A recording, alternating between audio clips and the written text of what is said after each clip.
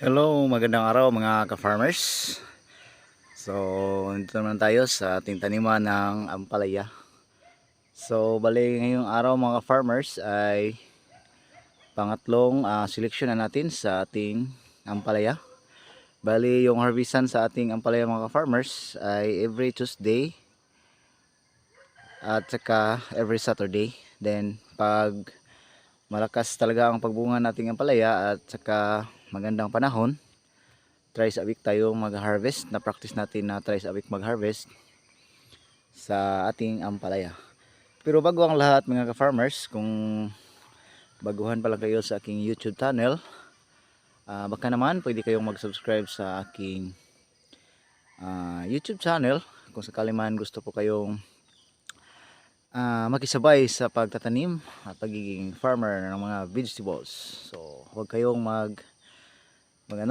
mahiya mag-subscribe sa aking YouTube channel mga ka-farmers.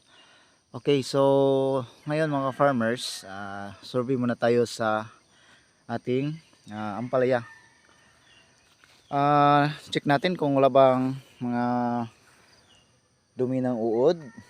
So far, wala mga ka-farmers. So ginagamit natin dito na pamatay ng uod mga ka-farmers. Kung sakali man merong konti noon bago tayo nag-spray mga ka-farmers ng insecticide. So gumagamit tayo ng Binivia mga ka-farmers. Then ating foliar ay yung Sagrix na 48 yung putas, at saka Cumulus muna na fungicide kasi wala namang masyadong ulan, so hindi delikado yung dahon ng ating ampalaya mga ka-farmers na magka-fungus. Bali yung technique natin mga ka-farmers ay interval lang po, yung hindi tayo muna ngayon nagfo-focus sa isa lang foliar. Bali in interval natin, pinatikim lahat natin ng uri ng mga foliar.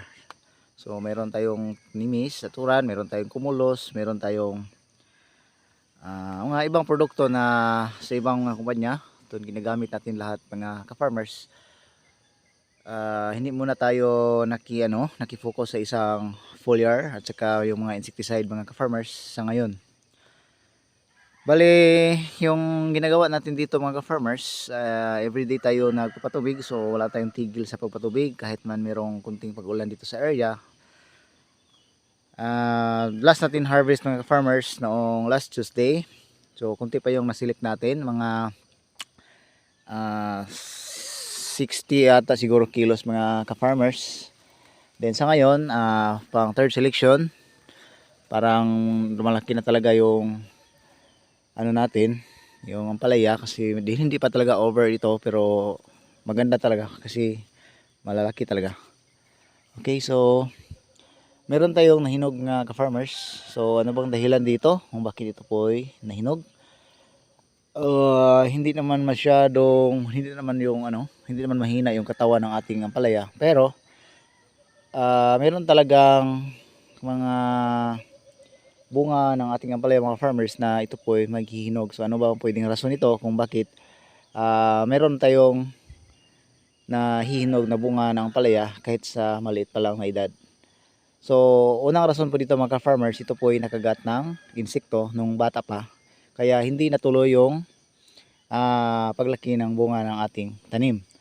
So, number one mga ka-farmers na kumakagat dito o tumutusok sa tanim ng ating ampalaya ay yung fruit fly. So, alam niyo man siguro kung ano yung fruit fly mga ka-farmers kahit saan. Ito po yung number one na insekto na dadapo sa ating tanim, lalong lalo na po ma-attract sila sa mga yellow color.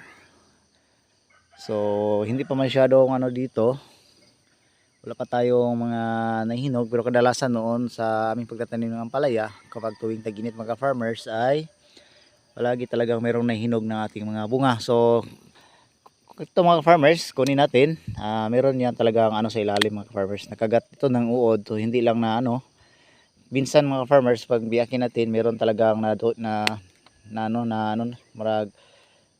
na uod sa ilalim mga farmers, at parang yung nalata bitaw sa Bisaya mga farmers. So yan, natusok yan ng insekto na fruit fly mga ka-farmers. Okay, so punta tayo dito. Hindi lang masyadong malaki yung ating taniman ngayon mga ka-farmers. So para kasi naman tayo survival mode na lang tayo sa muna ngayon mga ka-farmers dahil galing tayo sa pangit na taniman. Then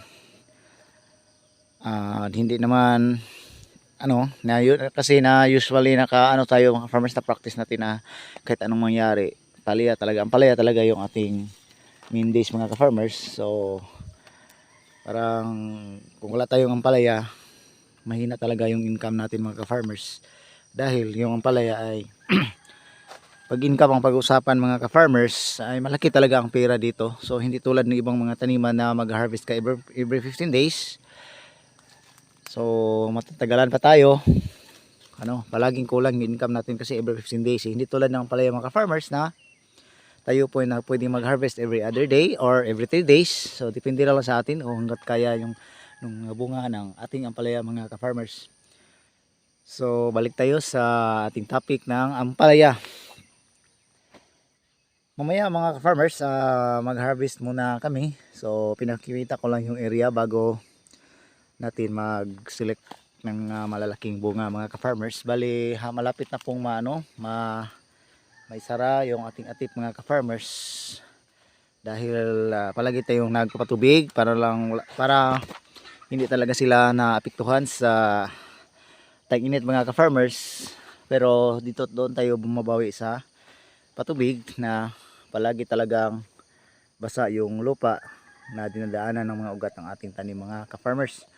So hanggang dito na lang muna tayo mga ka-farmers sa susunod na mga update. Salamat po.